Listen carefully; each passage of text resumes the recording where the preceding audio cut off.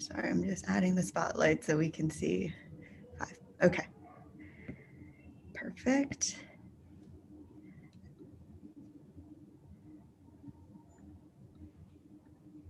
Okay, welcome everyone. Welcome back to our careers panels. This is actually our last one, so I'm really happy all of you are able to make it, and I hope this was really helpful for all of you. So today we have the science communication panel, which I'm super excited for because I am really interested in science communication, so I'm so happy to be joined by these wonderful science communicators. So I'm just going to go around and introduce everyone briefly, and then we'll have them introduce themselves. So first up, we have Dr. Samuel Ramsey, or better known as Dr. Sammy. He's the founder and director of the Ramsey Research Foundation and graduated with a Bachelor of Science in Entomology from Cornell, where he studied predatory and parasitic insect behavior. He then completed his PhD in Dr. Dennis Van Engeldorp's honeybee lab at the University of Maryland in College Park. And through non-traditional forms of media such as Instagram, Facebook, and YouTube, Dr. Sammy simply and effectively communicates complex subject matters to inspire the next generation of curious minds who share his enthusiasm and sense of adventure to fall in love with STEM. He envisions an age where his appearance is no longer unusual or met with surprise when he headlines a conference, and he is intentional in advocating for equity, equality, diversity, and inclusion at the highest levels. Oh, and happy Pride, since we're on that topic. We just started June. So next we have Jason Claiborne, Dr. Jason Claiborne. He's an assistant professor at Miami-Dade College Padron campus. Education, research, and conservation and sustainability are his passion, and he works to develop the skills and networks necessary to effectively understand and preserve our environment and the wildlife inhabiting it. His professional life goals are to understand and preserve the entomological and botanical world, and engage with local communities through service learning and inquiry-based activities to empower people to become community scientists. By doing so, we can enrich local biodiversity in neighborhoods, parks, and natural areas. And we have Nancy Murelli. Nancy has her master's degree in entomology from the University of Georgia. And upon graduating in 2015, Nancy decided to take a break from her academic career and volunteered in the Ecuadorian cloud forest, presenting on insects and their biology to tourists and conducting night walks, as well as developing educational curriculum for school programs. After her volunteer position came to an end, Nancy realized that she loved Ecuador and all it had to offer, so much that she decided to stay. She started her own tourism business, SciBugs, founded on Ecuadorian culture, ecology, conservation, and entomology. Nancy has been living in Ecuador for 5 years, but due to COVID-19, she decided to expand her brand SciBugs to include gamified entomology workshops and an educational YouTube channel while travel is restricted. And then we have Elsa Magnolia Cuirazan Rubio. Dr. Elsa was born and raised in Bogota, Colombia.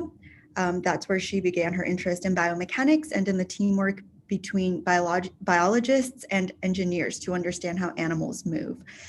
This curiosity led her to do a master's degree to study hummingbird flight at University of California, Riverside. And later, her curiosity about fish swimming led her to do a PhD at the University of Wageningen. I think I pronounced that correctly, and research stay at the University of Groningen, both in the Netherlands. And that's where she learned about biomimicry, which inspired her her topic for illustration and science communication called BioInspirata. BioInspirata presents you with links between everyday life, technology, and natural adaptations, accompanied by images that spark your imagination. It is a contribution to the science communication in Spanish about biomimicry. And at heart, it wants to help create a greater awareness about the importance of the biodiversity found in our territories. And last but not least, we have Dr. Alex Wild, who is a curator of entomology at the University of Texas at Austin, has been a world-renowned macro photographer since the early 2000s. He holds a PhD in entomology from the University of UC Davis and served as a beekeeping instructor in the US Peace Corps in Paraguay and conducts research on the evolution and classification of ants. He's the founding instructor of the Bugshot Workshop series, and his photographs appear in numerous natural history museums, magazines, books, television programs, video games, and other media that many of you have probably encountered. So I'm just going to drop the link in the to their bios because there are some links there if you're interested in learning more. But we can maybe start with Dr. Sammy if you want to briefly talk about your journey. Hi, everyone. As has already been stated, my name is Samuel Ramsey. Most people call me Sammy or Dr. Sammy. I am just an entomologist through and through. I actually told my parents when I was 7 years old, I want to be an entomologist when I grow up. And it turns out that I was a reliable narrator as a 7-year-old about where things were going. I continued to pursue entomology in any way that I could. My first job was working at the University of Maryland's entomology diagnostic lab under Dr. Galen Dively, collecting Colorado potato beetles. I then enrolled at Cornell University in their entomology program, and immediately after graduating, joined the University of Maryland's entomology program as a graduate student. So now that I've gotten my PhD in entomology, I've been very excited to explore the different options available to me, to better understand and really weigh out what can I do as an entomologist? What are the options available to me? And something that is incredibly important to me is that no matter where I go, I want to make sure that science communication is a key facet of how I do what I do. So even now, as I am talking to different universities about a potential academic career as a professor, what is very important to me is that science communication is not just seen as something that you do on your own time. Sure, science communication is important, but it's not involved in any element of you getting tenure. It's not involved in any element of you moving your career forward. I very strongly believe that the skill set that we use to reach these findings in the laboratory, that skill set is as important as the skill set that we have to convey those findings to the general public. And one of those tends not to be as heavily weighted and as heavily valued at times. And there are even elements of things like tenure processes that can weigh against that. It can be seen as you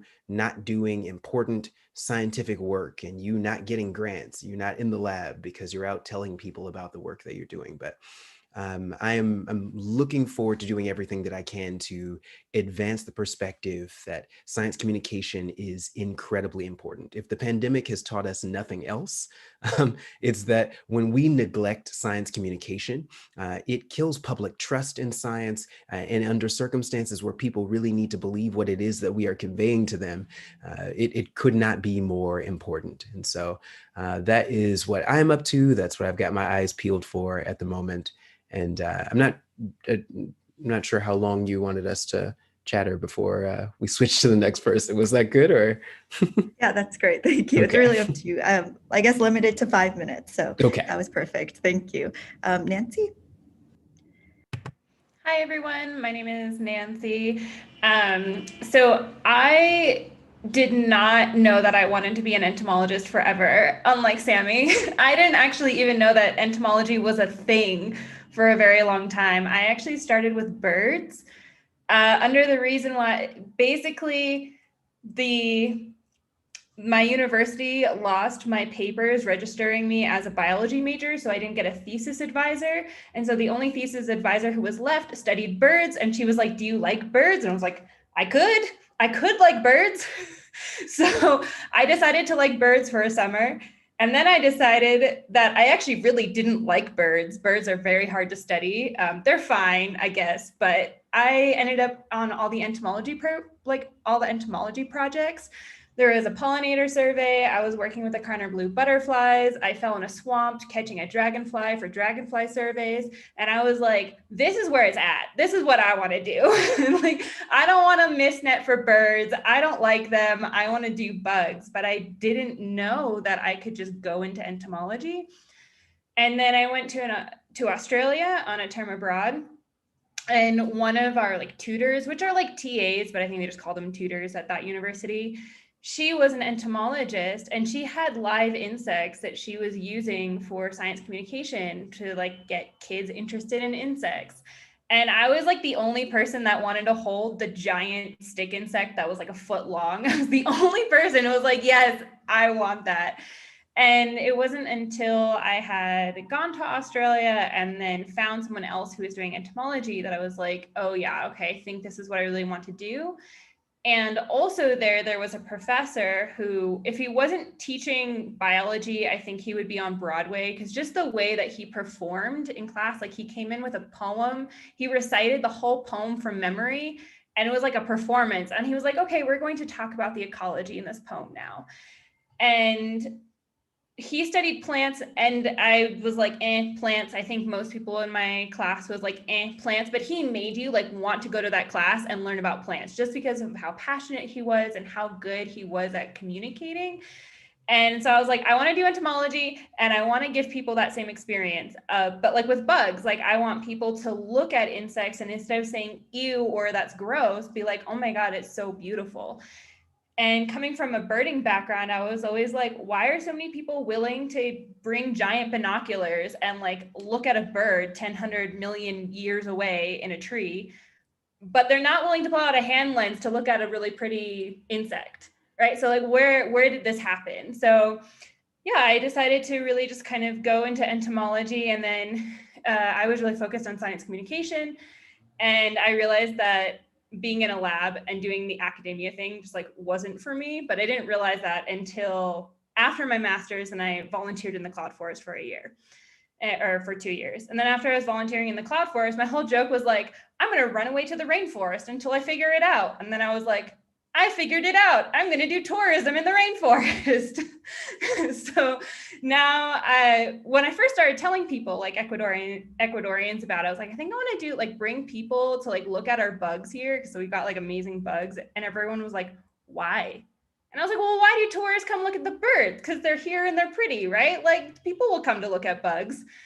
And I was like one of the first people, if not the first person, to do like entomology focused tours here. So that's kind of a little bit about how I got started and how I ended up in Ecuador. And so now I just really love making personalized tours, combining not just insects and ecology, but also conservation and local culture, because I really do believe like everything is interconnected. You can't really study the bugs without going to the places that are conserved, without talking about the conservation, without talking about the people who make the conservation possible, right?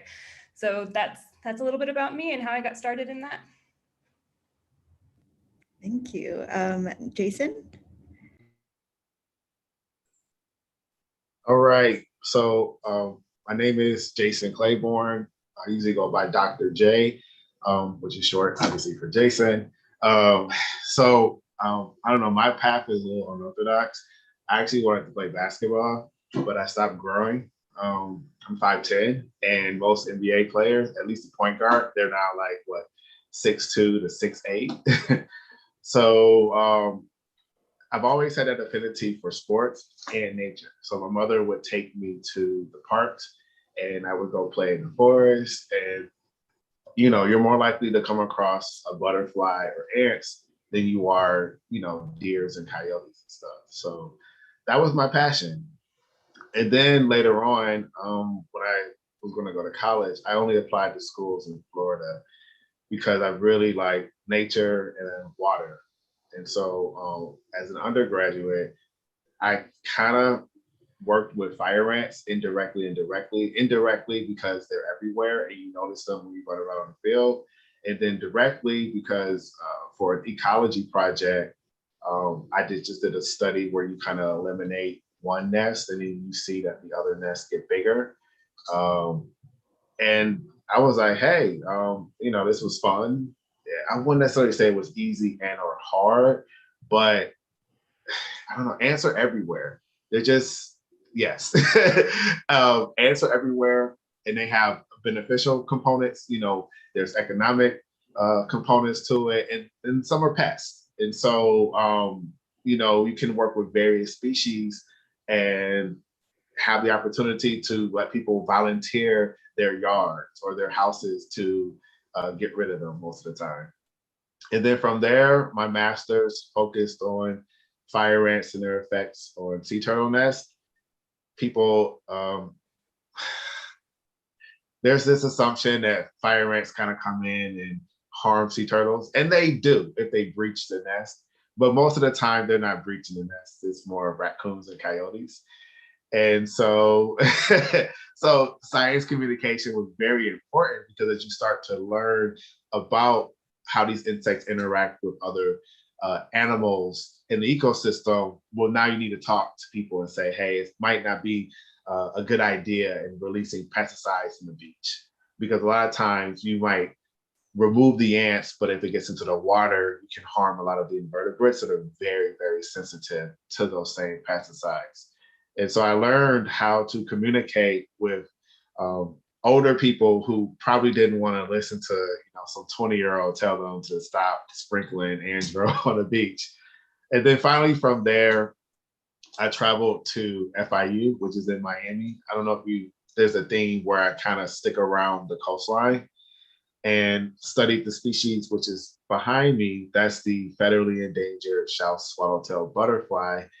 And once again, I wanted to investigate the interactions between ants in particular and the larval stages to see if the ants were kind of eating this caterpillar to extinction. Now, if you are aware with caterpillars, there's a lot of things that want to eat caterpillars. So it's birds, squirrels, stink bugs, all of them are going after it. But I just took, one group, the ants, and did a couple of experiments to see, what they would do when they would encounter the caterpillar. And from there, honestly, I feel like I got kind of lucky. So I applied for the assistant professorship at Miami-Dade College right before the pandemic. And I happened to get that job. And so, it's one of those like, was this lucky? Am I lucky? Because after the whole pandemic, they froze all the positions and there was not a lot of hiring opportunity. And so I, just basically used my position here to work with all kinds of people to get them excited about nature, to get them excited just about science and to question science, question things, deviate from anecdotal information to information that has been studied, to challenge a lot of viewpoints out there. And you get to do that at Miami-Dade College because it's a community college. So we get to work with a very diverse group of people of various age ranges, jobs. Some have kids, some don't have kids. They're working full time or not working full time. And that's where I am now, awaiting tenureship in a couple of years. Thank you. You got it. You're going to get tenure. Next, Elsa. Well, hi, everybody, and thank you very much for the invitation. So I'm talking to you from Colombia. Well, from my childhood, I like biology, but I also like art. So when I finished my high school, I had to choose one of the two. I chose biology, but continue art on the side.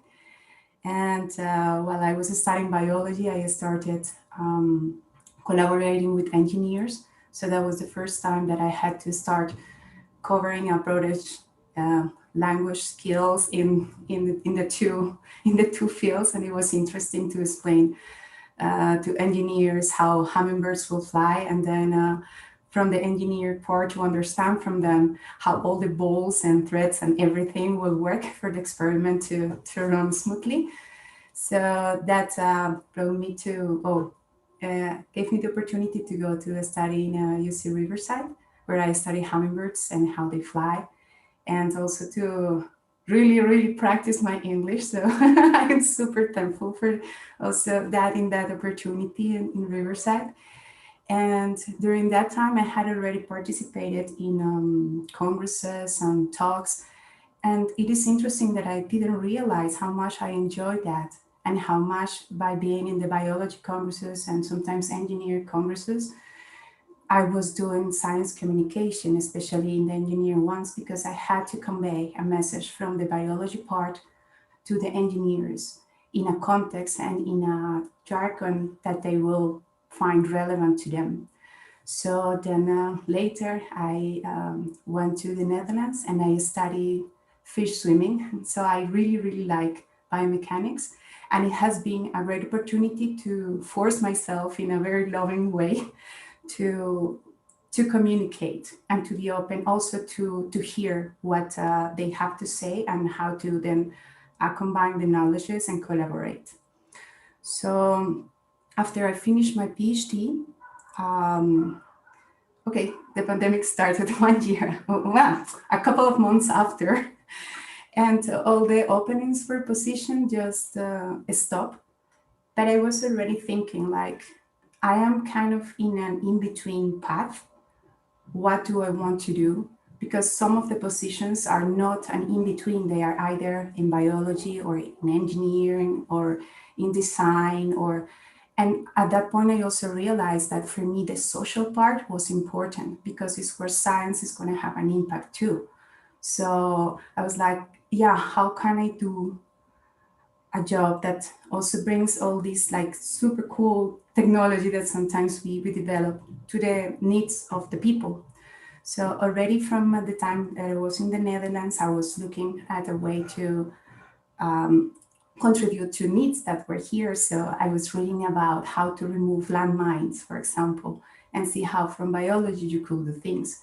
I came to realize that was a social issue that was complex, that was not only engineer, that it was not only biology, that it was many, many more things. So I had that curiosity about bioinspiration and biomimicry from before, and I had this love for drawing and I had this love for biology. So I say during that pandemic year, okay, if I could do what I will want to do right now, what would I do? And I was like, okay, just communicate what my interests are, what I can bring to the world that I it's only me the one who can do it because of the combination of each one of us that has like special things like what can I do? And I say like, okay, I'm very visual. So before learning to convey a message talking, I started doing it by drawing like from a childhood. So I was like, okay, the pandemic actually is a great time because now we're very visual. We are in the internet most of the time. So I say like, yeah, it has been in my mind to do a website for very some time, but I have not been forced to do it. So at that point, I was like, okay, if I want to be there, out there, because there was no networking in person anymore, I need to do a website. How do I do it? So I look at the resources that were around, and for the Spanish-speaking community, there is a place that is similar to Skillshare. So for us, it's called Domestika. And it has the courses in Spanish, most of them, but also with English subtitles and in English and with Spanish subtitles. So I choose to take it because it was in Spanish and my website is mainly in Spanish. So I needed to know that first. So I took the course and I'm super lucky that my brother designs also web pages in his own way. So he helped me in the parts that I was stuck. So I brought the Inspirada to life and it took many months. And I felt like, okay, this is finally a platform that I can use. And it has been a growing experience because it was conveying it in Spanish, the information, but then I also realized that I needed to convey the information in English too, because the importance of the species to get them to be preserved doesn't imply only the Spanish-speaking community. It implies communities that speak in English and other languages, but my two languages for now are Spanish and English. So it has been a process and I'm still learning what comes in the path and enjoying it. But yeah, there's a lot of grinding, but yeah, I am for it. So that's my story. And yeah, I'm very happy to be here. Thank you, Elsa. Yeah, I think it's fascinating that you do science communication in Spanish because we often forget that science communication has to happen in other languages too. And last but not least, we have Alex. Hi, everyone. I'm Alex, and I currently sort of do two things. First, I am curator of the insect collection at UT Austin. And second, I run on the side a nature photography business. And both of those things, while I love them to death, are not the result of a grand plan. Like I didn't have a career thing where I was like, here's what I want to do with my life and work to it. Everything pretty much came together, I shouldn't say accidentally, but I've always been a naturalist. I'm one of the people who was just a little kid running around in the woods looking at bugs. And like some of the other panelists, I didn't know that you could actually run around in the woods looking at bugs as a career. And even going through high school science as a student, I didn't have a great experience with high school science. And I entered college as more of a sort of history, humanities person until I was kind of an introductory studies major. I had an ecology professor, Nat Wheelwright, who pulled me aside and said, I noticed you really like ants. I'm like, yeah, I like ants. And he says, you should do a project on ants. It never even occurred to me. I had just so partitioned the fact that I love running around looking at bugs from any career thing. And I was like, oh, yeah, okay, that's something. And that kind of put me back on a science track. But again, I am fundamentally, I think like a lot of the panelists here, a naturalist, more than a researcher or a scientist. And so I've pretty much used the science career track as a way to continue being a naturalist. And if I look at every decision I've made, should I do this? Should I do that? It's basically me finding ways to be a naturalist. Like I went into the Peace Corps, which was an astounding experience. I was in Paraguay. I was actually I was looking at the other panels that this group has done in past weeks. And one of my Peace Corps friends, Melanie Kirby, was on the one a couple of weeks ago with bees and pollination. Anyway, I wanted to get down to the tropics so I could look at tropical bugs. And the Peace Corps was a good way to do that. I accidentally ended up learning a lot about the world and cultures and languages and how lots of other people live. And I wasn't even expecting that. I just wanted to look at bugs, and it was fantastic. So anyway, coming out of Peace Corps, I'd been living in this subsistence farming community at the edge of the forest and seeing that people were people and, kids running around and when you realize that you can do so many different things in life that you never planned on or anticipated, it's very freeing. So I was like, you know what? I think I'm going to get a PhD. And everyone's like, well, what's your project going to be? I'm like, I don't really know. I just thought it would be a nice experience. And I know I can always just go live in a farming community next to the forest if it doesn't pan out. I'm perfectly happy doing that. But anyway, I ended up continuing to like taking pictures or hanging around bugs. And the really fortunate thing, and this is really not helpful advice to anyone now in 2021, I was doing this in 2001, early days of the internet. And I'm just another naturalist bug nerd with a camera. And I made a web page just because I wanted people to see the photos. And I didn't know it at the time, but this was accidentally establishing a business, just staking out a corner of the internet. Were I starting now, I would have just been uploading photos to Instagram like everyone else. And I think I would just continue to be an amateur photographer. However, this was 20 years ago, and having a website with identified bug photos turned out to hit a market niche that I didn't know existed. And that is photographs for field guides and textbooks and posters and documentaries and that sort of thing. I just started getting emails from people who were in a career I'd never heard of, photo researchers. These are people whose job it is, they get shopping lists from publishers to go out and get images of everything. So I had to figure out how to, write invoices and pay taxes and do all the business end of stuff. And it was, again, a complete accident, but because of when I was doing it, I got basically the privilege of being an early adopter. And there's just been a tremendous amount of sort of luck in timing and placement for me. Because to be honest, people are like, oh, you're Alex, you're a great photographer. I'm like, to be honest, there are so many amazing photographers out there. I'm no better than most of them but I got very fortunate. And so now for the photography business, the main thing I've noticed is when people take pictures of bugs and they love the pictures they take and they show other people, they really get invested in the topic. And it turns out to be a tremendous way to get people excited about nature and about science, just when they have ownership over making their own stuff. And so that's pretty much where I've taken the photography business, is doing photography workshops and trying to get other people excited about taking photos. And then because of that, some people at the University of Texas decided they want someone a little more outward community facing to run the bug collection. And that sort of opened up my sort of formal academic job. Anyway, I could talk all day about bugs and photos, but I'll leave it at that. Thank you.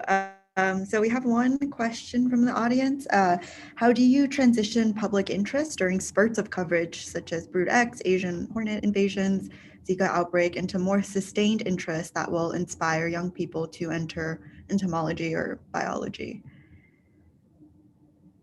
And anyone can take that question.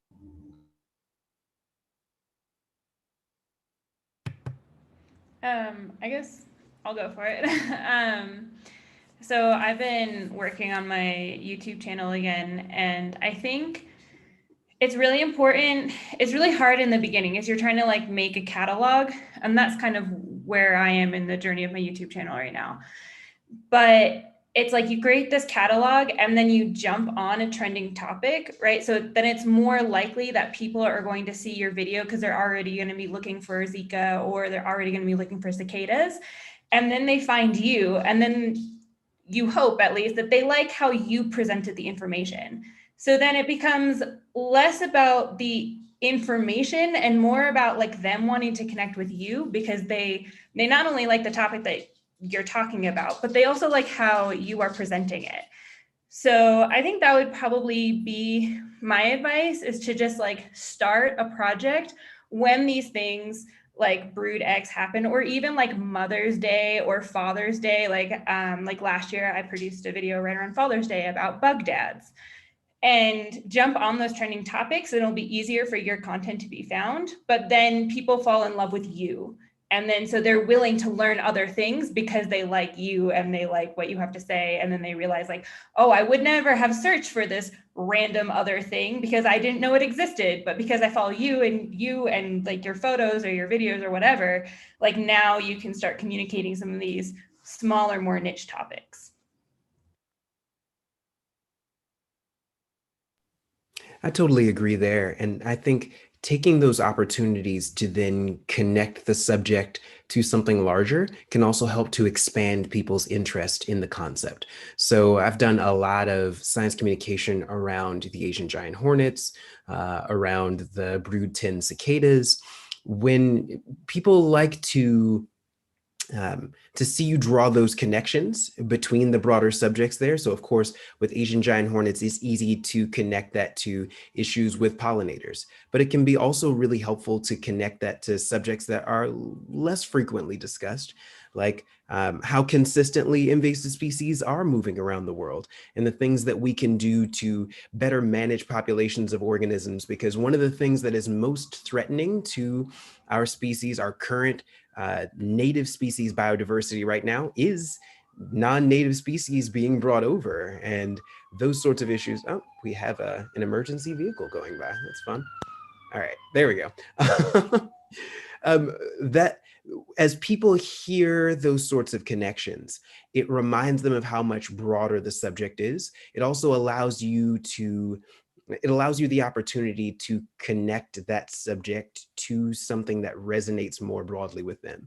Maybe the Asian giant hornets were just a point of intrigue, but as you start talking about invasive species or species conservation, then you hit home with them. That's the sort of stuff that encourages people to pursue this more consistently, and I think the point that Alex made was also a really good point. Someone just walked up to him and said, "Hey, you like ants? Did you know that can be a career?" Like, I think those sorts of moments too, taking the opportunity to tell people, "Hey, I like bugs. Did you know that's a career?" So, yeah. Yeah, I would add to that. If you're looking to create a more permanent interest in someone in a topic is giving them some sort of investment or ownership over the issue. In the old days, back in the day, getting kids like 4-H kids or any, getting kids to do an insect collection gave them a project they could show people or something they could create.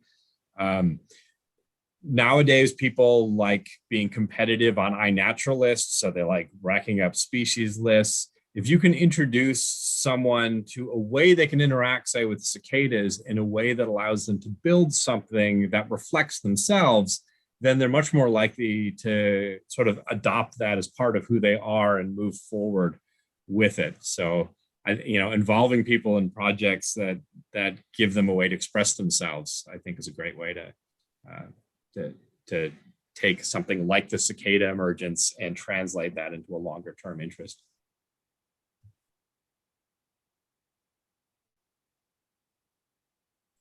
I was just going to add that I typically use those kind of, especially with the murder hornets, as they were calling it back in the day, as a hook in lectures or in outreach activities.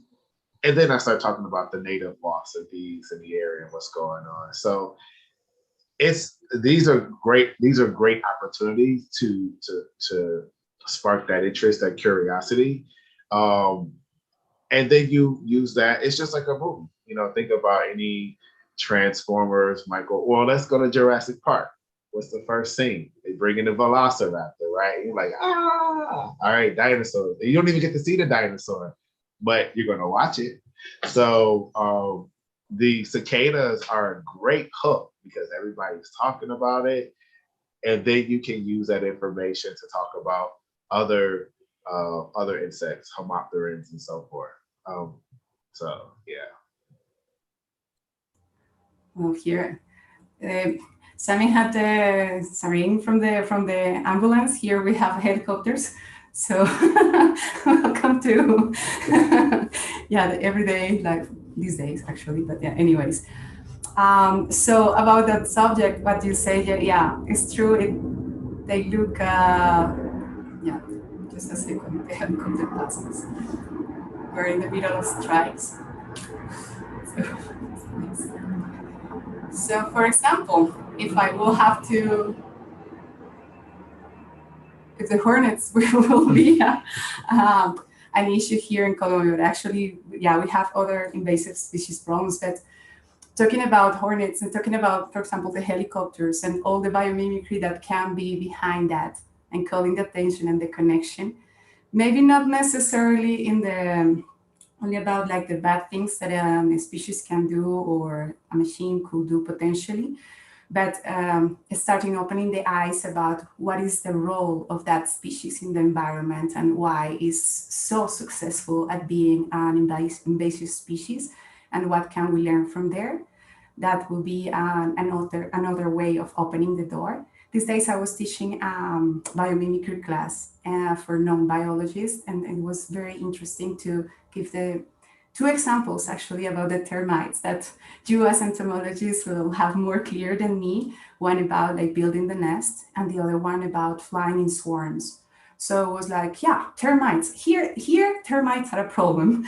So then seeing the like constructive part of their biology was like, okay, we can learn from them, and what else is there to learn about them, so we don't just like eradicate them because we are gonna unbalance an ecosystem.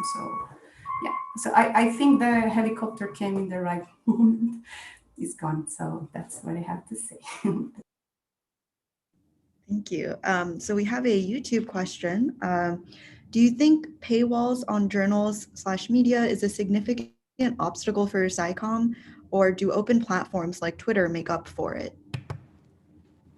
Ooh, can I jump into this one? Go ahead. I was just talking about this. I will actually be addressing this subject as well in a podcast soon. I am so annoyed by the fact that paywalls are such a consistent theme that it's pretty much to be expected that the information that you're looking for, even sometimes information that was paid for through money procured from taxes by the taxpayers, that money ends up getting locked behind a paywall. We talk a lot about how important diversity, equity, and inclusion are in academia and in the government, but this is one of those moments where diversity, equity, and inclusion are consistently stifled by the way that the system works. There are some paywalls where to read a single scientific paper, you have to pay $198. And that simply is not something that a lot of people are going to be able to do. And so unless you are attached to an elite institution, to a large government body, or you just happen to have tons and tons of money to throw at these sorts of things, you don't have the ability to educate yourself as well as other people may have the ability to do because of ways that they are privileged. And so I've been trying to figure out how best we can tackle knocking down these paywalls. I know that when you are messing with people's money, you are going to make some people cranky, and there's a lot of money to be gained by maintaining these paywalls. But I think that there are better systems that can be in place that allow for greater equity in these systems. I do not think that Twitter and YouTube and other things can fully make up for the gap that is presented by our lack of access that's represented by paywalls in science. And I do think that they need to be knocked down if we're going to do better. As someone who's not attached to a university anymore, I have to use Sci-Hub all the time because there's no way that I could access those papers. Like Sci-Hub is literally a godsend for what I'm doing, and especially for all the science communication stuff that I do for YouTube. It's interesting that you ask if they can bridge the gap. I also don't think they exactly bridge the gap because like YouTube and Twitter, well, first of all, Twitter's really short, right? So you can't exactly explain an entire scientific article through tweets. You could do that through YouTube, but I think the purpose of those is more kind of to say what the scientific article is saying and like synthesize it with other scientific articles to build a story. That's at least how I present information on my YouTube channel, is I'm usually reading 5 to 10 scientific articles to synthesize a story. And so you don't have to sit there and read all of the scientific articles, because really they're targeted at different audiences, right? Pretty generally, the scientific articles are difficult to read by the general public. So the general public may not necessarily be looking for scientific articles. And there's a reason why scientific articles are written the way they are, is that way so scientists can communicate with each other. I do feel like scientific articles in some cases use too much jargon, so then scientists can't even communicate with each other, which I think is a problem. And that happens a lot. Like sometimes I read scientific articles and I'm like, who was this for? Like it was for you, the person who wrote it. It wasn't for anyone else. It's for the tenure committee. Yeah, it's for the tenure committee, exactly. So I don't think YouTube and scientific articles are exactly competing with each other. I don't think they are using the same medium. However, to be able to communicate science well, or to be able to build off of other science, you do need access to those articles. And especially for, as Sammy was saying, if you're not attached to a university, or your university doesn't have all the money to spend like the bazillions of dollars a year to have access to them, places like Sci-Hub that are you can illegally get the articles are really, really helpful. I agree kind of with Nancy on this. I'm a bit of a dissenting voice on paywalls because honestly, I don't think most people in the general public would know how to read a scientific paper. And I think paywalls are bad for other reasons, mostly how they hinder scientists communicating with each other. And they're not good for science communicators who need to get into the literature. But I don't know that they stand much in the way of the general public accessing scientific knowledge, partly because the articles are inaccessible for linguistic reasons. However, all else being equal, I'd love to see the paywalls down, but I think a paywall at the New York Times science page is a far bigger block than a paywall at Elsevier just because of who the audience is.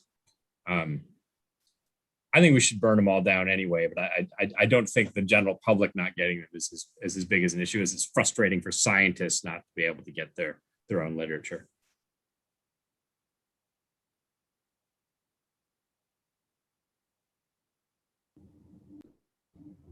Okay, thank you for your answers. We have one fun question from Karina. Do you have a favorite ento fact that gets people curious about bugs? And then maybe for else, the biomimicry.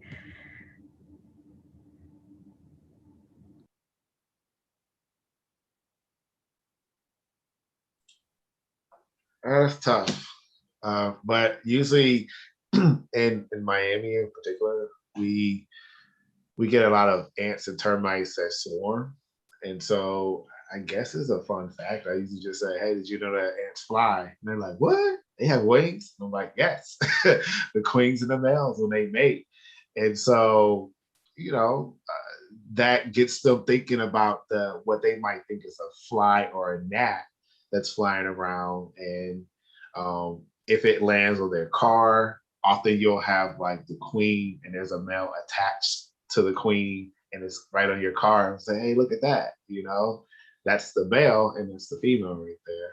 So that usually gets a lot of people excited about the flying insects there that are, kind of swarming in their yard. And then of course, I'm going to let the other panel talk about what comes out at night when you shine a light in a white sheet. But yeah, the flying termites and the flying ants really excite the people that I talk to as a hook.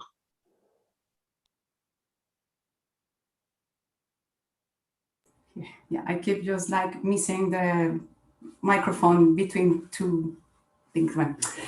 Yeah, for biomimicry in the class was actually the termites, and it was also a nice subject for myself. It was like, oh, so there is more than one thing that they are like the inspiration for. And I then later I realized that there is a whole book, of course, about all the beauties of the termites.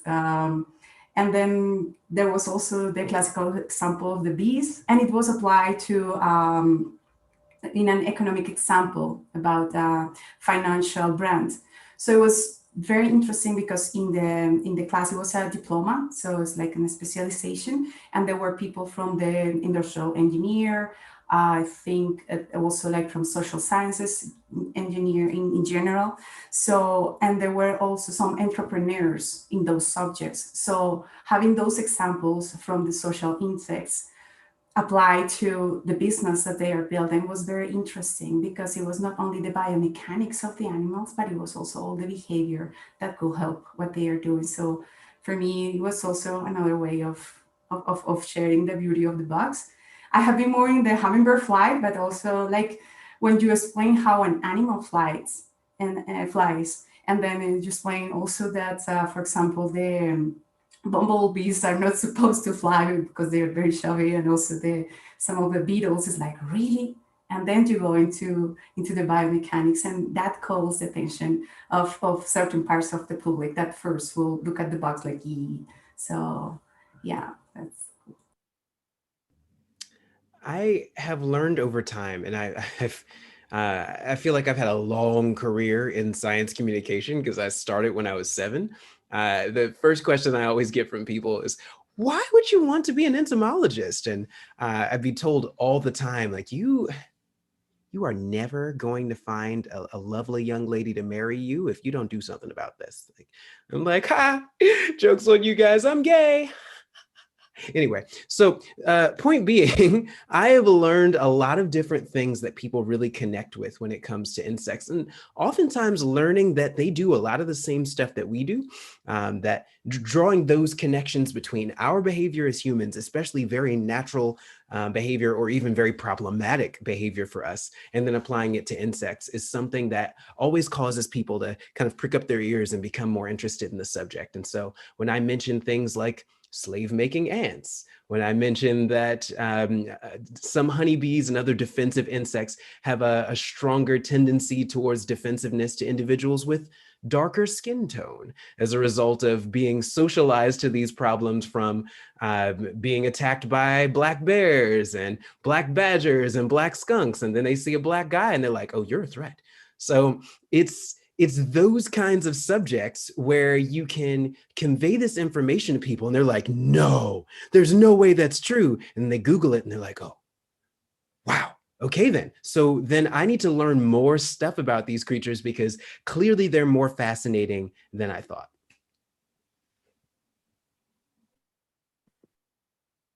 Yeah, so I guess my general rule for hooking someone on an insect fact is it has to be something that is surprising, but also something that ties into something they already know, so they can relate to it and have a starting point. And here in Austin, one of my favorite local insects is this thing called the Mexican honey wasp, which is a wasp, a vespid wasp. They kind of look like hornets and they have these paper nests, but they make honey like honeybees. And so people are like, whoa, I didn't expect that. So it's surprising, but they know that, bees make honey. And so they're like, tell me more. So surprising, but hooks into something they already know or think they know. Yeah, I was gonna say that too, like connecting your fact to something that people already like. So if like they like dragonflies, for example, then you might be like, oh, well, actually the insect with the longest migration is the globe skimmer. And you can find it almost all over the world because they can fly across oceans, right? So connecting it to something that they already have an interest in is really helpful. Also, I find that people don't realize just how many insects there are. Like I was like that. I walked into my graduate level taxonomy class and I didn't know that ladybugs were beetles. Like I was like not with the program. So when my professor was like, you need 120 insect families, I was like, there's that many insects? And which now I'm like, oh my God, if I only knew. But I think a lot of people don't realize how many insects there are. So when you tell people that there are 1.2 million described insect species, 400,000 of them are just beetles. And comparatively, there's 10,000 bird species in the world. People are like, whoa, that's a lot of insects. Because I think people are like, why do you study insects? Like, why? There's like not many of them, they're small. And you're like, actually, they're 58% of the biodiversity on the planet. So I actually study quite a lot of nature. And so yeah, those would kind of be my two as well, relating to something that someone's interested in and just showing like the sheer amount of insects, and like that's why they're important to study, because there's a lot of them and we don't have enough people studying them.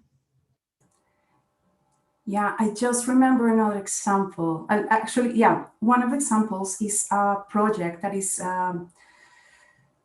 with the black soldier fly to produce food for other animals. So that has been a project that has been running between the National University here in Colombia and the Wageningen University in the Netherlands.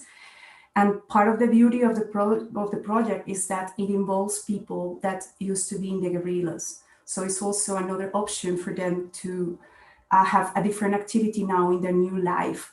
So, and it's also a subject that is like, ooh, eating insects, because they also have this other part of food, like insect food for humans.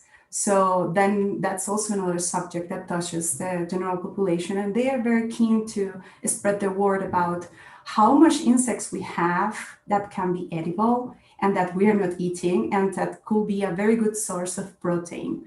So that has been, and it's a subject that catches your minds, like the insects for food, weird, and then you test them and it's nice. Yes.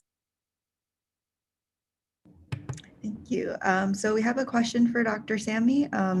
As a fellow Black LGBTQ entomologist doing research in honeybee health, I find it very important to be able to communicate your research to beekeepers. Do you feel that you were not always taken as seriously by them based on your appearance? If so, how do you overcome that feeling? That is a great question. Thank you for asking it, Jessica, also. Hey, Jess. I am really, really, really excited whenever I see other people, other melanated faces in entomology, but especially in beekeeping and in bee research, because the level to which we are underrepresented is deeply upsetting at times. The year that that I so last year, only one person was given a PhD in entomology who is of African American descent. Like that in the entirety of the United States, that should be a huge deal to how we process the world around us and how we process inequity and inequality. But there's also the difficulty of when you do get that degree, when you do move into that field, how do people then see you? And not because they are trying to be racist toward you, but oftentimes because there are implicit biases that make it really hard for people to actually judge that they are thinking of you differently than they would somebody who was white or potentially Asian who was giving them this same presentation. I was actually at I was giving a presentation in Texas. And this was the first presentation that I gave about the research project for which I eventually received my PhD. And a rather old gentleman came up to me after I gave my presentation, and he said, "I don't know how to say this to you, but when I first saw you walk up onto this stage, I immediately discounted that you had anything of value to say based on your appearance." He said, "What's this guy with, these locks going to tell me about honeybees?" And he said, "You have changed the way that I think about this because he said, I voted for Obama." He said, "I didn't think that I was the type of person to have those kinds of biases. But it's clear based on the way that you look, I didn't think that you had something worthwhile that you could be presenting because I never see this kind of thing." I think at the end of the day, it's important for us to be aware that that can be a part of how people are perceiving the research that we are able to present. But I think we have to push through. There aren't a lot of us, and one of the reasons why there aren't a lot of us is this feedback loop that we've been going through. As people continue not to see African Americans in science, they continue to believe that this, as they're growing up, thinking, "What can I be when I grow up? Well, I don't see any Black people in that field, so clearly that's not one of them." As we can push through, we can make things easier for the next person. I have a very strong feeling that the next time that same individual sees a Black guy walk up to the podium after a bunch of white people have given presentations about this subject, he's going to be less inclined to think Black people don't do bee research. Black people aren't going to have much to say about insect biology, bee biology, varroa mites, yada, yada, yada.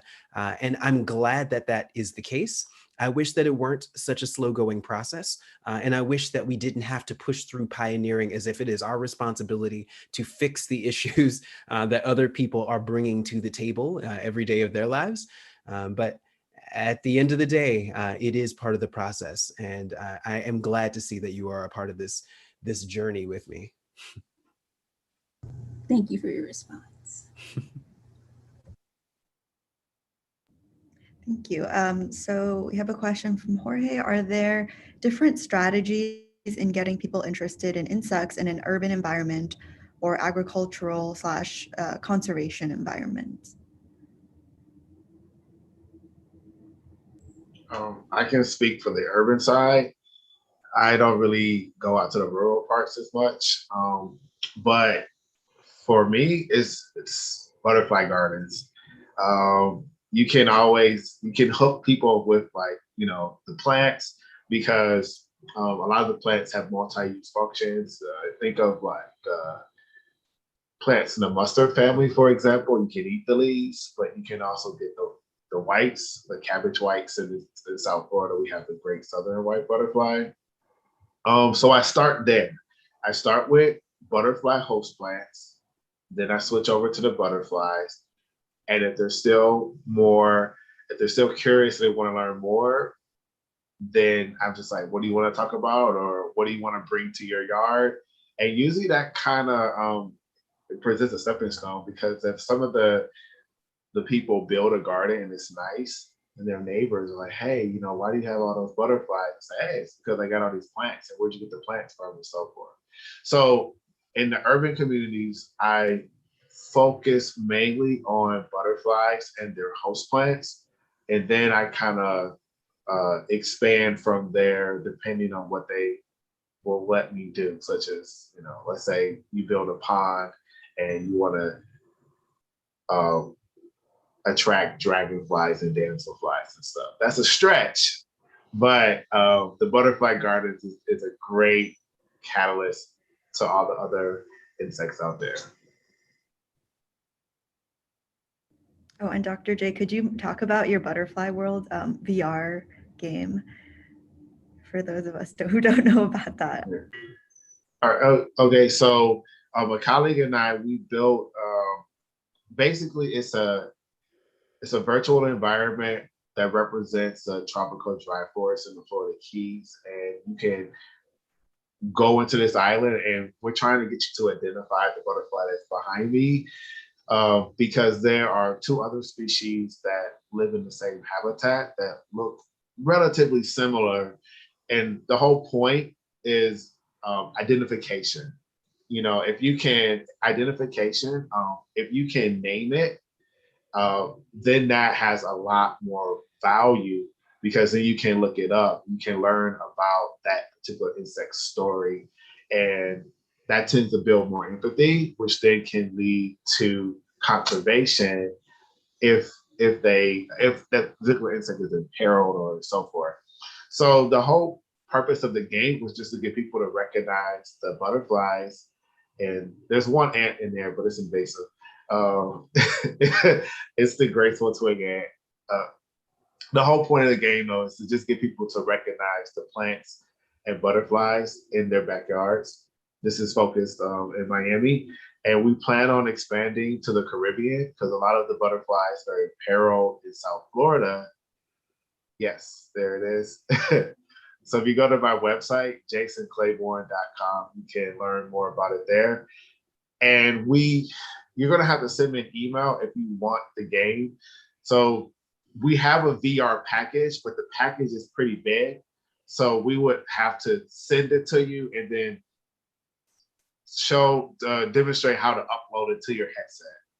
So we have that, it's ready, but you can play our desktop version, which is available through the link and stuff. And so the part about the Caribbean is that the butterflies that are often imperiled or extirpated in South Florida are common in the Caribbean, particularly Cuba, Puerto Rico, Hispaniola, the Bahamas.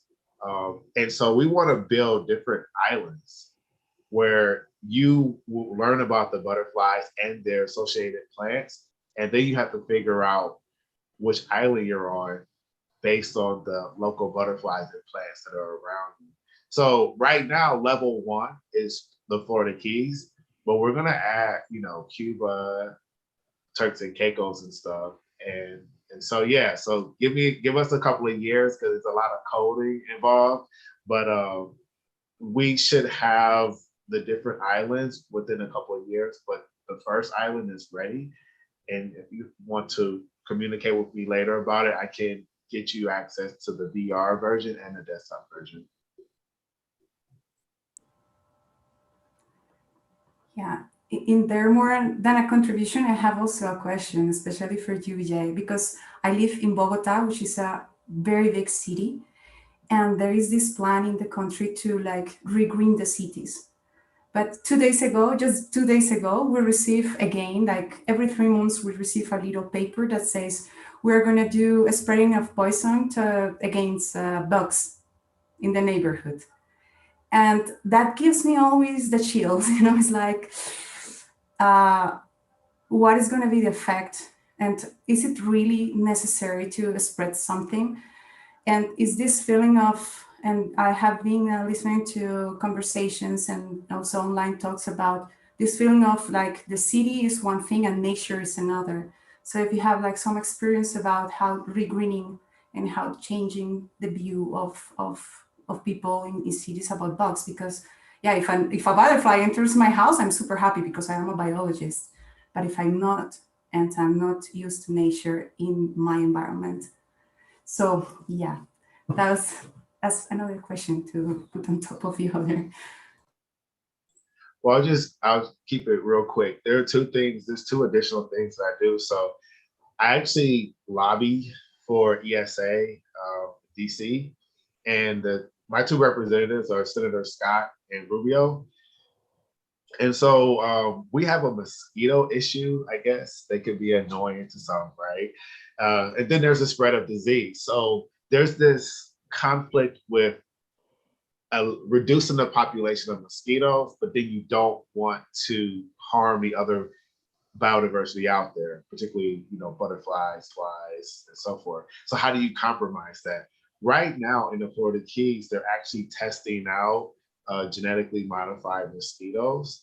And so I'm hoping that that is successful, because that will be a way to deal with the mosquitoes without harming the other wildlife that lives adjacent to where they're spray, or not spray, where they would spray.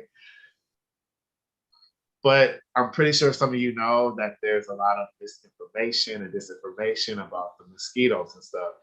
Unfortunately, we don't work with butterfly, or we don't work with mosquitoes in communication. However, I do at least talk to my students and the people in the Little Havana area of Miami about, if you want to have a nice butterfly garden, you can't use pesticides, or you have to focus it on your particular crop that you're trying to keep alive, if that's a problem. So it is difficult. For me, it's more of a peer-to-peer kind of conversation. And usually it's the trade-off, which is, if you want to have butterflies, then you're not going to be able to, then you shouldn't use pesticides. I don't demand and say you can't do this.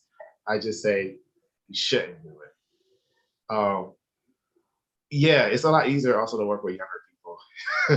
You work with elementary school kids and middle school kids, and they're like, okay, fine. But with older adults and stuff, I don't know. I'm gonna leave that up to the panel. How do you do that? When you're talking about like pesticides and stuff. Thank you, Jay.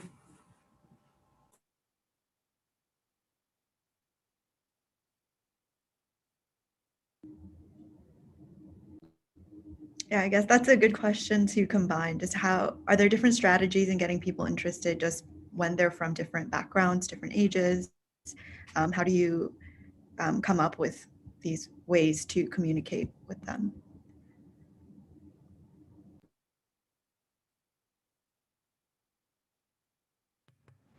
From a conservation point in Ecuador, especially, so the way that conservation works in Ecuador is that we do have national parks. So like the Amazon is a national park, and that is protected by the government.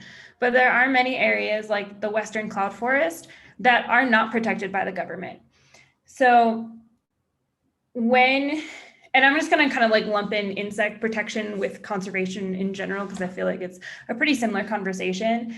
When you talk to the people, like the locals in like rural areas of Ecuador, they don't really see necessarily like what they have and how beautiful it is. Like I had a conversation with a local Ecuadorian, like in the middle of the jungle, like going down to the Amazon. And I was like, and he was like, oh, why do people like go down to the Amazon? And I was like, well, there's lots of animals that we don't have. Like we don't have monkeys and toucans in the States, for example. And he was like, you don't? So I think like people in those areas just don't necessarily realize what they have in terms of tourism, or in terms of people like wanting to protect the forest. And in many cases, they believe that the land, if it's not being used, and it's just being conserved, it doesn't have value, because in those areas, the value comes from farming, it comes from logging, there's mining as well. So they think that, oh, if I can do logging, if I can do mining, if I can do agriculture, like coffee, bananas, that means the land is providing economic resources for me. If I just leave it for conservation, if I just leave the forest up, that does not make me any money. It's just like I'm sitting on nothing. What's really interesting is about 20 or 30 years ago in the cloud forest in Mindo, tourists like started coming down and being like, oh, the cloud forest is a really unique ecosystem. It's really beautiful. It's 2 hours outside the main city of Quito. It's really close. I don't have to literally travel for 8 hours to get into the Amazon. And people there started realizing that the land isn't just not useful if there's nothing on it. People will come and look at it. So Mindo, all like the people of Mindo together started buying the land piece by piece, chunk by chunk, and it's this mosaic of this person like sells jellies and jams from their little farm, and this person does zip lining, and this person has an eco lodge on a reserve. And together, that whole area from Mindo to like Nanigalito, which is like, I don't know, it's like 8,000 hectares, something like that, is now completely protected because of individual efforts after they saw the value that it had when it was protected, and when it's, sorry, my dog is here, but and then when it's protected, you know, people want to come down. It does have value because there's tourism opportunities, and then, you know, you can sell your chocolate and your whatever. And so because that was a success story in Mindo, we're now seeing that happen and trickle into other places of Ecuador as well. So in the coastal town Mompiche was like the same kind of story, but now people are buying chunks of land hectare by hectare, and it's becoming a preserved mosaic of forest. And we're also seeing the same thing in a small community that's doing homestays that used to be a logging community that has then since changed, and now it does homestays for tourism. And like that community also bought pieces and chunks of land in the transition between the Quito dry forest city area down into the cloud forest. So I think it's like a couple things, like showing people that the land or insects in general have value outside of what the perceived notions are. And then it's a little bit of a trickle effect. Once one person does it and is successful, then other people will also kind of jump on the bandwagon. I have a question for you, Nancy. The pandemic surely must have changed some people's calculus about the value of tourism. Yeah. How did that play out in Mindo? Mindo is actually still relatively okay. And I think it's just because it's been established for so long. I saw a lot of the damage done in Mompiche by Ecuadorian laws. Okay. I love Ecuador very much. However, there are many laws and not enough people to enforce them, especially in really rural areas. So the mangroves are protected in Ecuador. It is illegal to cut them. During the pandemic, that did not stop people from clearing a whole section of it. And it's just because like they needed money. Like they're a small fishing village. They rely on tourism. And like the restaurants in Quito that were also ordering the fish, we're not ordering it anymore because restaurants were closed. The whole economy of that entire town tanked overnight. So while it's heartbreaking to me to see like the mangroves just get clear cut, there was a spot like right outside the town that was all protected that like there were monkeys living in, for example.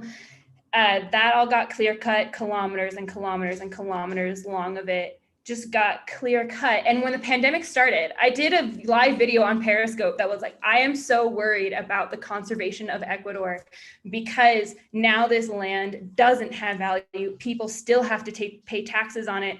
And like people aren't coming to look at the toucans, so they might as well cut it and plant coffee and sell the wood while they're at it.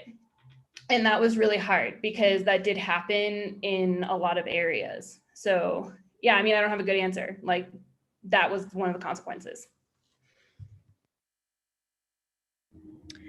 So I have a question. So scientists who communicate with the public are sometimes not well regarded, or it's seen as not important to, you know, the higher ups.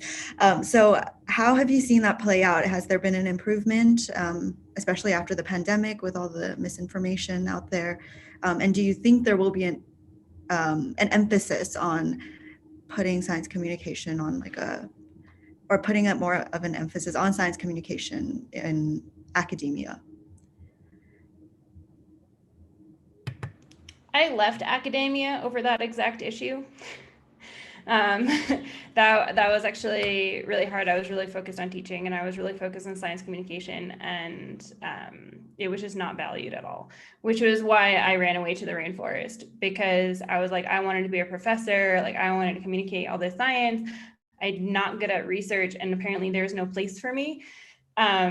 So I left academia because of that and haven't gone back. And that's where I stand on the issue. I'm not sure if other people have had different and or better experiences, but that was mine. I've definitely seen that, and it is one of the things that I'm very focused on um, pushing into the spotlight so that we can better evaluate our priorities and our goals in the field of science.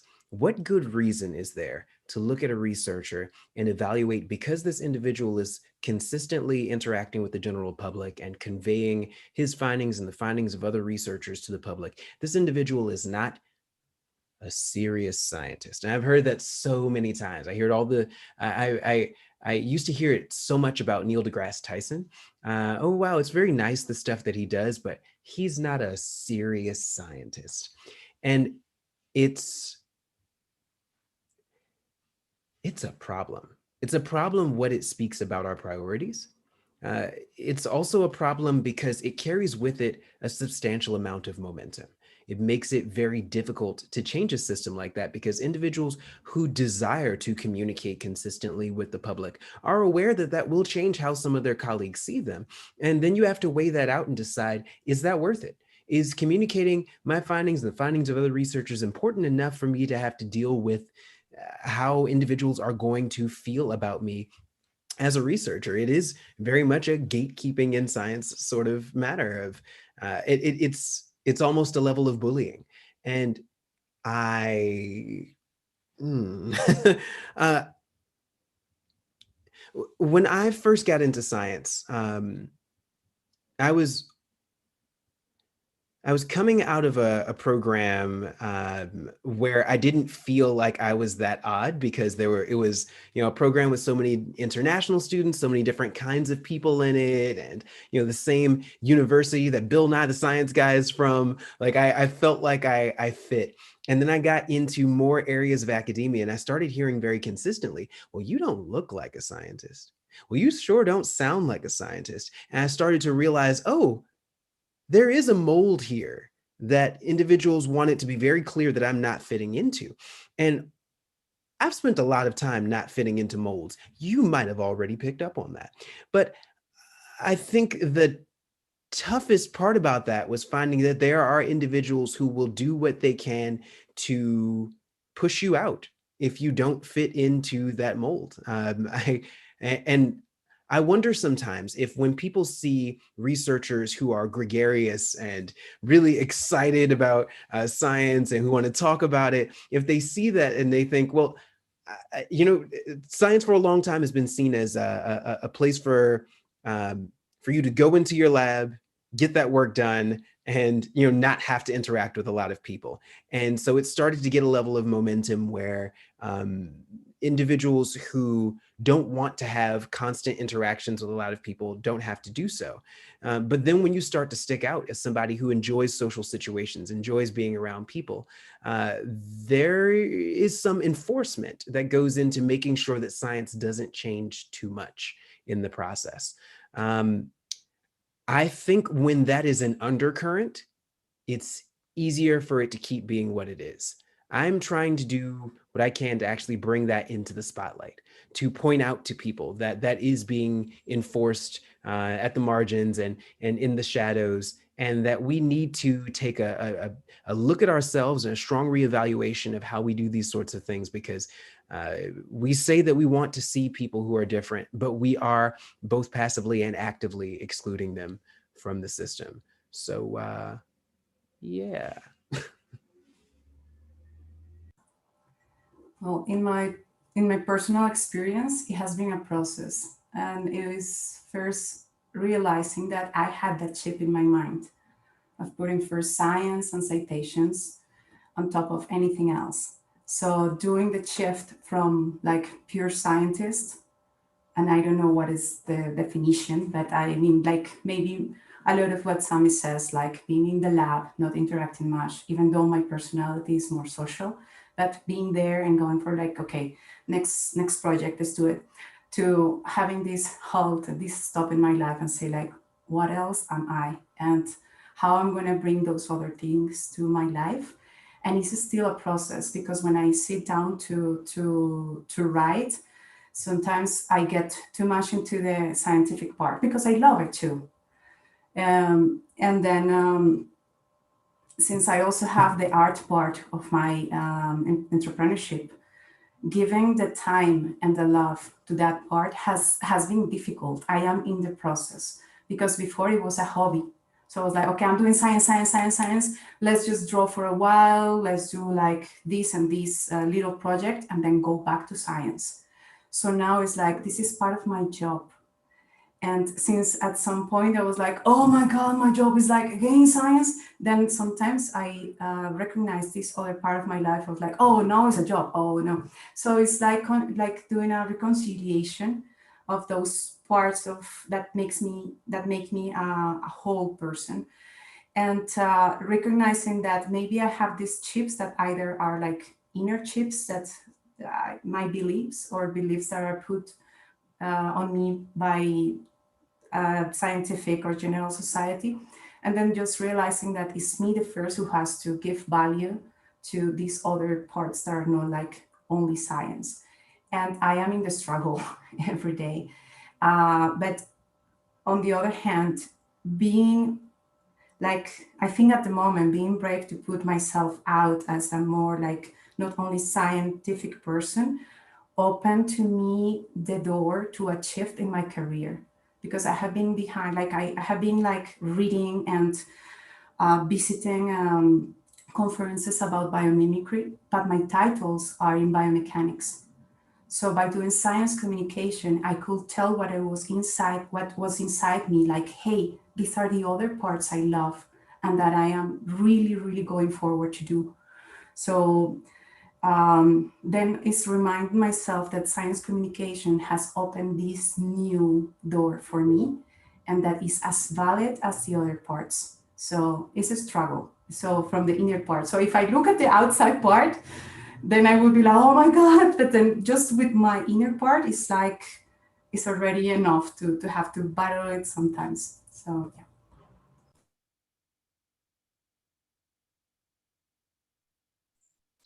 So I want to add that I feel like with science communication, it comes down to money. If you can pay your own bills, then you can do as much science communication as you want. And that might be a part of the problem, because if you're looking at that as like your main career, then it's limited where you can do pure science communication and then also have enough money to survive, right? So I got lucky. I teach at Miami-Dade College, and we focus on education. And I often have some students who do research, but nevertheless, now I have a large enough income where I can teach the courses and then do science communication. Prior to that, I was an adjunct professor, and you basically are a professor by contract, and so it's hard. I struggled for a little bit, and so science communication during that time was a lot harder. So if we can figure out, if you can figure out ways of building your income, having some kind of safety net, then science communication is not going to be a problem. But if if I'm going to use FIU as an example. So FI, Florida International University, when they recruit new professors, often the professor has to come in, doing research, and now they want to see, are you doing outreach? What are you doing in those communities where you do research? So there is a focus on that. Nonetheless, though, the incoming professors often have done a lot of research. They often have external funding. and then they've done some community service. So that's something that I've noticed has shifted, from when I started my PhD to when I earned my PhD. There was this shift from external funding and research, publications pretty much, to external funding, publications, and community outreach. So now there's extra work that a professor has to bring into the university. I don't know if that's a good thing or a bad thing, depending on time and stuff. However, it's good that now they're looking at that. They're looking at what are you doing in the community and stuff. How do you teach the material so that undergraduates can understand the material, stuff like that. So I am saying that, but I always think when I think about these things, to me, it always comes down to, can I pay my bills? And so if I could find that science communication position where I can also pay my bills, then I'm going to take it. And so I'm hoping that in the future, in the present and in the future, there will be more positions like that opening up throughout the United States and the world in general. Thank you for your thoughtful answers. So we're getting to 11:30 Pacific time. So we have about 4 minutes left. So we'll end with the last audience question.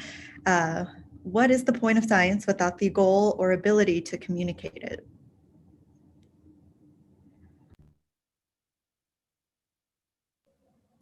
You have hit on the question that I think is at the center of all of this, and is the key reason why. So I actually started a nonprofit recently to address that subject. It's called the Ramsey Research Foundation. And a big goal of it is to address the fact that we have been moving science forward in a way that leaves a lot of people behind. And that works for us. This apparatus has been continuing full steam ahead because that's not a problem in the way that things are structured, because the people who are making money are making a lot of money. As Dr. J just said a moment ago, it's money. There was a time where education was one of the most highly valued things about the larger universities. They wanted to make sure that these students were being taught very well, and that everybody who was looking to this university could see how much of an investment in education they were consistently making. Now that little bit of tuition that those students pay into the system pales by comparison to the sheer amount of money that comes from grants. And so as a professor, if you are not getting a ridiculous amount of grants coming in, you are going to get tapped on your shoulder repeatedly. Hey, what about those grants though? What about those grants? The last 2 years, you only brought in $240,000. That's not going to work. We have something called indirect cost in science, where when you get a grant, the university scoops a chunk of that right off the top. I had no idea that it worked that way until my first grant, where I got it. And I was like, oh, look at this. I got me a nice clean $50,000. I can do what I want with this. This is going to be great. And the university was like, ooh, no, boo-boo. Mm-mm. No, that's not how this works. First of all, $26,000 of that money is ours. You serious? And I thought I had been robbed. I was calling the police. I mean, it was a problem to my mind. No, the system is structured in such a way where the funding that comes in through grants and the prestige that comes in through research are the most important things. So educating students oftentimes falls by the wayside. I was actually advised at the beginning of the process of looking into a tenure track position. I was advised by a tenure advisor, do not spend more than 2 hours per week preparing for a class. That any more time than that is going to take away from the things that the university actually wants you to be working on. No specific university, just in general, the university, if you want to get tenure. And it's upsetting to hear, but I then heard that again from another person in a very similar position. You don't want to spend your time focused on these students or focused on the general public, because what is really going to contribute to you being seen as an effective researcher is you getting that science into the system. We have to push for things to be different as best we can be. Individuals in the system, individuals outside the system, we need to make it known that continuing to exclude the public from the process of science and continuing to have students be a lesser priority is just not going to fly. And I know that that can potentially make enemies in varying ways. I am ready to do what it takes to make sure that things change. Yeah, and I think connected to that, but now imagine if your public speaks Spanish only. So then you have the science and you have beautiful science out there, but the people who needs that, for example, in Ecuador, in the case of Nancy, but then also here we have a beautiful, beautiful jungle and a lot of forests, but information is in English. And I think it shouldn't be a requirement for you to have access to the information, to know English. But the thing, and I was listening to a conversation about science communication here in Colombia, and that was one of the issues, like we need science in Spanish. But the thing is that here the universities are asking you to have publications in very renowned journals that are in English. Mm-hmm. So, and then there is another hurdle to translate all that to Spanish. I know that artificial intelligence is like running at a very high speed, but it's not covering that yet. Also, if you go to a very rural area in the middle of the jungle where the internet is like so or not existent, and you have the information in English and then you have to translate it, that's, yeah, even if it's a beautiful paper about conservation of the Amazon jungle, you have the person who can like do the work, but doesn't know English, plus the jargon of the science. So I think that not only like science has to get to the people who are not scientists, but science has to go in the languages of the people who need it. So yeah, that's what I wanted to add. That is so important to me. One of the things I always try and do on my tours, as well as like talk to the people whose like farms we go to, and talk about like why these insects are important, why this conservation is important. But I was recently given the opportunity to teach an insect identification workshop in the Amazon. And I was really lucky to have Amazon guides, but also community members from the Cuiabano area come and do it. And that was like the hardest thing, because like most of the references I have a few that are in Spanish that I've collected over the years, but most of them are in English. And I had so many of the students ask me like, where can I get this book in Spanish? Where can I find this book? How can I find this information in Spanish? And I was like, it isn't in Spanish. Like it just, I don't know what to tell you. So I did the whole workshop in Spanish, right? Because it was like really important for me to do that communication, because I mean, that it's a really big problem and there aren't enough people who are communicating and going out. One of the things I want to try with my YouTube channel is actually do YouTube entomology in Spanish, but I'm a little bit embarrassed by my gringa accent, so I haven't started yet. But it's one of the things that, because I've had so many people here from universities, from rural areas where like, how do I learn this? And I don't speak English. Like someone's got to start doing that, I guess. I'm with you on that. And just to say quickly, this is a conversation that we're also trying to have more broadly. So Wiley Publishing does a podcast called And This Study Shows. So shameless plug, I'm going to be their guest presenter for 3 episodes, and we're going to talk about science communication, where it goes wrong and what can be done to improve it.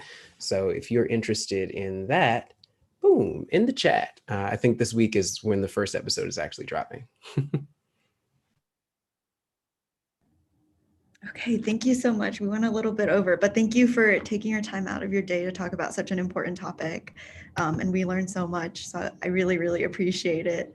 And I'll send you a follow-up. Yeah, no problem. Thank you. And yeah, I'll send a follow-up email with the YouTube link so you can have it for yourself. And are you okay with me sharing your email if anyone asks for it? Yes. Okay. Please do. Great. Thank you. Yeah. Bye.